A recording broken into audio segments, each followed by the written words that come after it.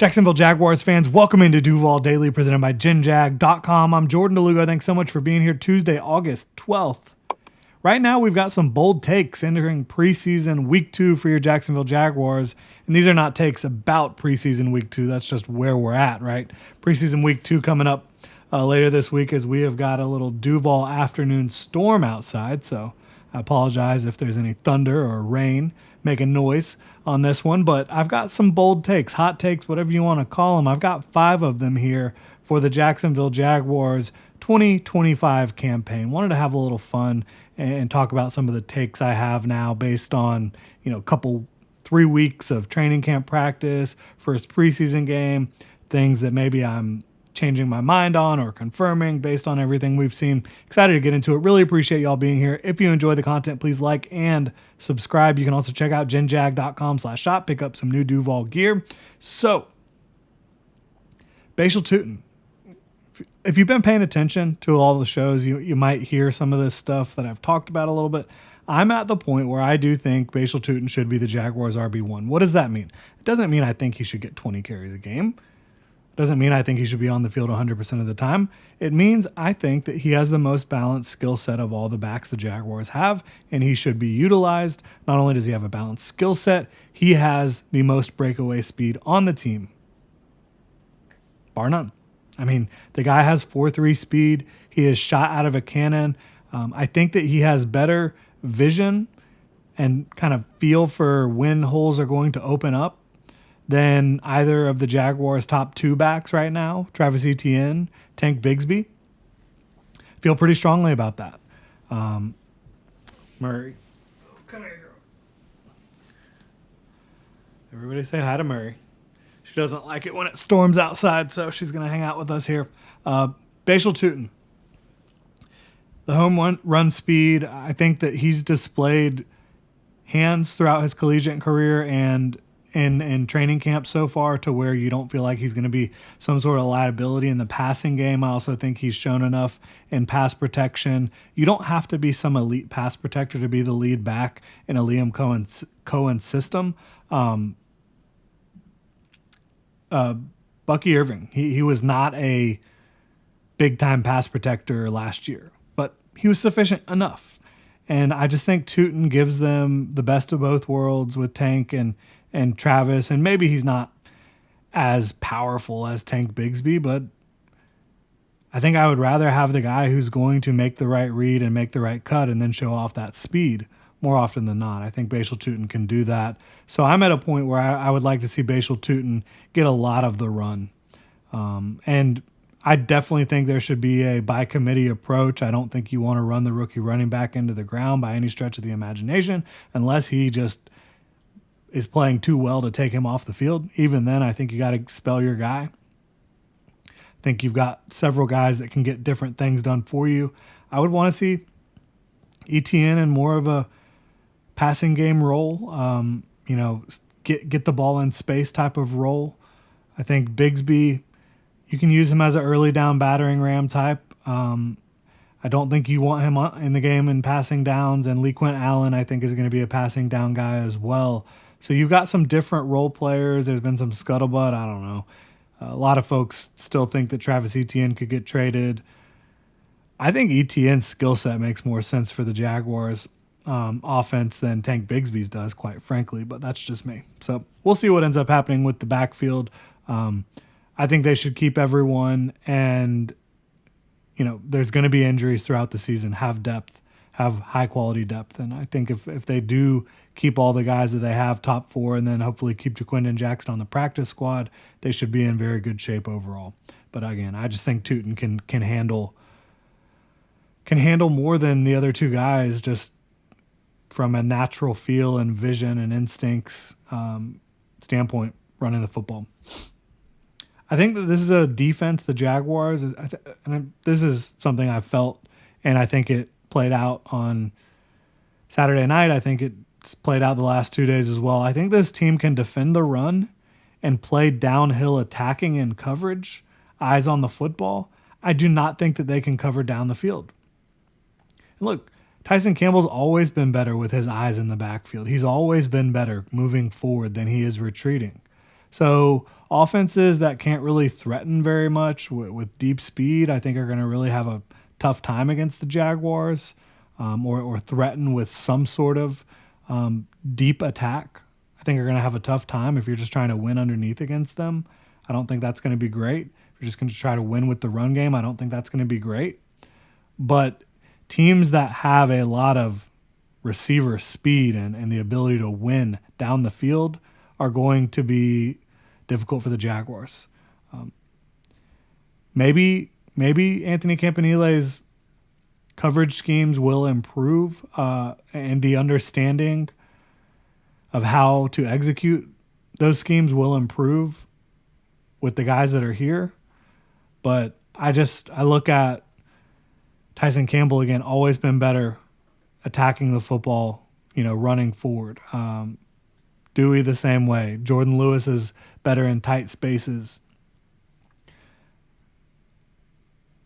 Eric Murray is not a big-time athlete at this point in his career. He's better coming downhill as well. So I think they want to stop the run and kind of keep a roof over the offense, not let them attack them downfield. And I think if offenses feel like they can, that's going to be pretty problematic. And so you just think about teams on the Jaguars' schedule that can attack down the field. I think those are the teams that are really going to give them a hard time. Here's a real bold take. I think I might have said it before earlier this week. I would not be surprised, and I'll go ahead and say, I think Travis Hunter will lead the Jaguars in catches this year. And that's not a slight in any way, shape, or form to Brian Thomas Jr. I think Travis Hunter is going to get the ball so much more in the short area of the field.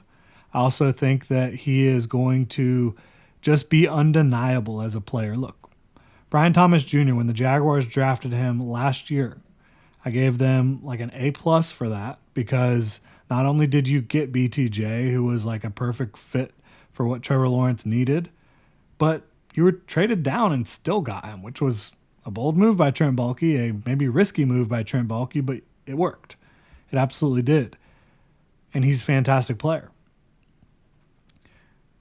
But I think Travis Hunter is better. I just do. Is he bigger, stronger, faster? No. But I think he's a better receiver. I think he's someone the Jaguars are going to force feed the ball to. And I know right now this might be really bold because Travis Hunter is really only working in 11 personnel, whereas Brian Thomas Jr. is going to be out there like 100% of the time. I think Travis Hunter's role in this offense is going to be expanded beyond 11 personnel. I think he's going to be undeniable to keep off the field. And he won't be out there every single play, whereas Brian Thomas Jr. will be out there almost every single play. But again, when he's out there, I think that he's going to get the ball a lot more often than not.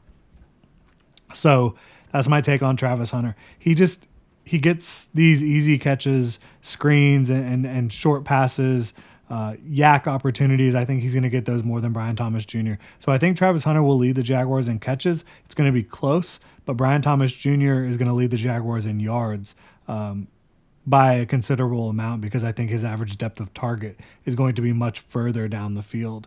I think Brian Thomas Jr. will score more touchdowns, have more yards, but Travis Hunter will lead the Jaguars in catches. That's my bold take there for your receivers. We'll see if it ends up playing out. Doesn't really matter either way. I think the bottom line, the good thing is that Travis Hunter and Brian Thomas Jr. are both really good players for Trevor Lawrence to throw the ball to.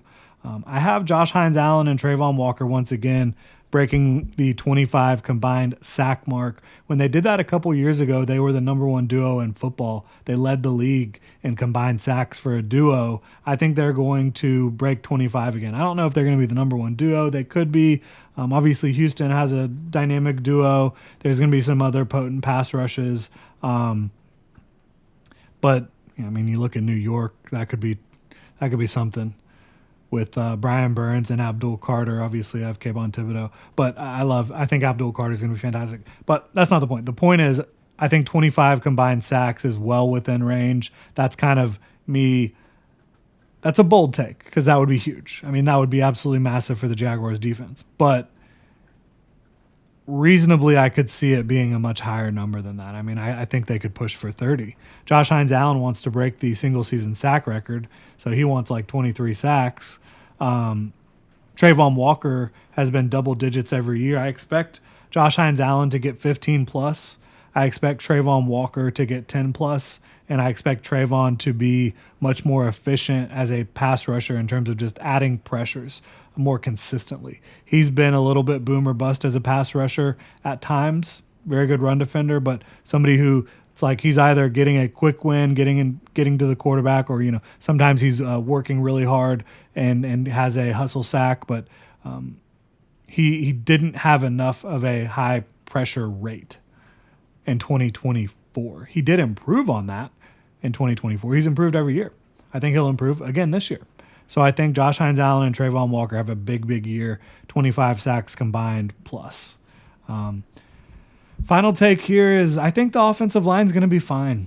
I think it is. I think it's going to be pretty good. I think that Liam Cohen's coaching style and practice, like the drills he has them working on, the intentionality, and then that combined with his offensive scheme and the talent that they have is going to get the job done. Look, I think that their worst starter right now from an overall talent standpoint is Robert Hainsey at center, but he's a smart player. He's a tough player. He's explosive in short areas. So he's somebody who I think knows the offense. And a lot of times at center, if you don't have like an elite center, you really just need someone who is going to handle the business up front mentally at a high level and someone who's competent. And I think that's especially true in a really well-designed and well-coached offense. I think that's going to be the case here with the Jaguars. Not saying they won't want to upgrade at center in the near future, but and maybe they feel like they've got that guy in Jonah Monheim for the future, because I do think Jonah Monheim played well at center at USC last year. I think he played well at center when they finally got him in the game at center against the Steelers after playing mostly guard throughout the game. It's really coming down out there now. But so you've got center. I think you've got a smart guy who knows the system, who is going to be passable. And then at guard, I like Patrick McCary a lot. I like Chuma Edoga a lot. I think Ezra Cleveland has been an underrated player here in Jacksonville. You also have Wyatt Milam, who I think can play. We need to see him play guard in a game more. And in preseason week 1, he primarily played tackle and did a good job playing tackle against backup. So that was good to see, but I think you want to see more from him at guard. Obviously, I think the tackles are going to be good too. As Walker Little is a talented left tackle. Is he a top 5 talent? Top 10 talent? Maybe not. But I think he's easily top half of the league. And I think Anton Harrison certainly is the same at right tackle.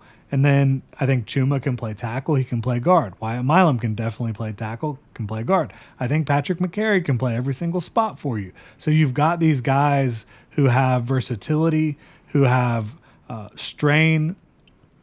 Saw a lot more strain, a lot more effort. I thought Anton Harrison and Walker Little did a good job in preseason week 1. I think most of the time they've done a good job. I think they're going to be coached well enough and schemed up well enough that this offensive line is mostly going to get the job done. There will be games where they're tested significantly. And I can't wait to see how that plays out. I hope that they're up to the task. But I think most of the season, this offensive line is going to be able to get the job done for the Jaguars to execute an efficient, well-coached, well-executed offense. I do. That's where I'm at right now. Really appreciate y'all tuning in. If you enjoy the content here, please like and subscribe. Y'all have a good one.